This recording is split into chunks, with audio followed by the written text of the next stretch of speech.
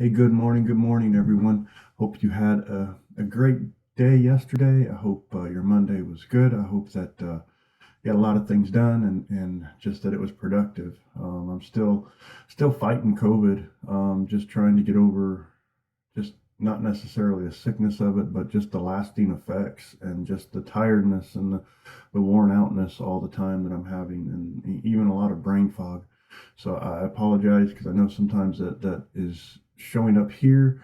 I lose track of pretty easily of what words I'm going to say or what I had in mind to say, and I know that sometimes I stutter and I stammer on here. So that's a lot of that is related to that, and I apologize for that. And I'm praying for healing. I'm praying that God sees me through this. I'm praying that God uses me through this to get better.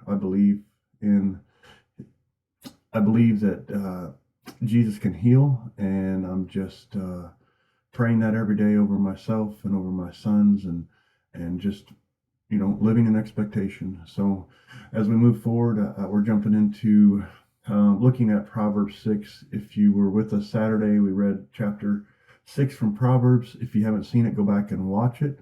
And then tonight we're going to be discussing Proverbs 6, verses 3 through probably around verse 11.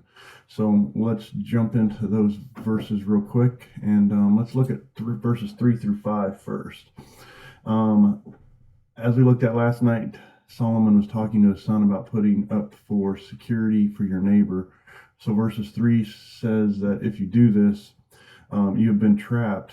And then we jump into verse 3 that says, so do this, my son, to free yourself. Since you have fallen into your neighbor's hands, go to the point of exhaustion and give your neighbor no rest. Allow no sleep to your eyes, no slumber to your eyelids. Free yourself like a gazelle from the hand of the hunter, like a bird from the snare of a fowler. And if we look at this commentary that we've been kind of going through with this from enduringword.com, and the link to that we posted in the description, it talks about deliver yourself. It says Solomon counseled his son that if he did make himself responsible for the debt of another person, he should do all that he could to deliver himself. He should be he should humble himself and plead to be released from from his promise. Deliver yourself like a gazelle from the hand of the hunter. A gazelle would do anything to escape the hand of a hunter, and a bird would do anything to escape the fowler. Solomon tried to communicate the urgency of his son should have in escaping the responsibility and the debt for others. And then if we look at verses 6 through 8, it's called the example of the ant. Go to the ant, you sluggard, consider her ways and be wise, which having no captain, overseer, or ruler provides her supplies in the summer and gathers her food in the harvest. Go to the ant, you sluggard. Solomon spoke wisdom to the sluggard, essentially the lazy man or woman. The lazy person should learn from the ant, an insect proverbial for hard work. The book of Proverbs speaks a lot about the value of hard work, and for good reason. The difference between success and failure, between potential disappointment or fulfillment, is often hard work. If you having no captain, overseer, or ruler, the ant is wise and worthy of imitation because she works hard without having to be told to work hard, without having to be told to work hard. The ethic of diligence comes from within and does not have to be imposed by a captain, overseer, or ruler. She provides her supplies in the summer. The ant works hard when the work is to be done. In the summer, in the harvest, the work gets done. That means that the ant gives a good lesson in her ways and her wisdom. And if we look down at verses 9 through 11, warning to the lazy man, how long will you slumber, O sluggard? When will you rise from your sleep? A little sleep, a little slumber, a little folding of the hands to sleep. So shall your poverty come on you like a prowler, and your need like an armed man. And if you look at the verse part of it, it talks about how long will you slumber, O sluggard? Solomon asked the lazy man to give an account for his ways. The thought is, you want to sleep? How long? There is life to be lived and work to be done. And then if we look at the part that talks about when will you rise from your sleep? Obviously, every person needs sleep. Solomon's advice is not that we should never sleep, but that we should not excessively sleep. And a little sleep, a little slumber. Solomon imagined a lazy man saying this.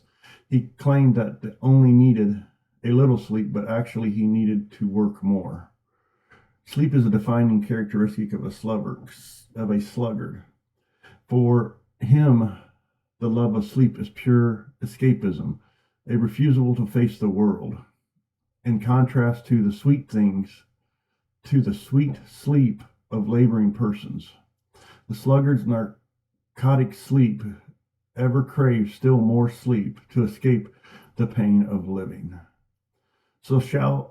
Then the part of the verse that talks about, so shall your poverty come on you like a prowler. The lazy man will find poverty and need come upon him quickly. The sluggard loves to procrastinate and think things can always be done later. The hard worker can look forward to later. For the lazy man, it will come like a prowler. When it comes, it will be your poverty, not one imposed by circumstances or misfortune, but one of laziness. That's what we're looking at through verses 3 through 11 tonight. And there's a lot of good takeaways in there. I think just to be like the ant, to work hard, to not be lazy, there is a time to rest, there is a time to sleep, there is a time to also work, and there is a time to prosper and get the chores done that needed to be done, not only for your life. And so I think that we can take a lot of wisdom away from this. What are your thoughts on it?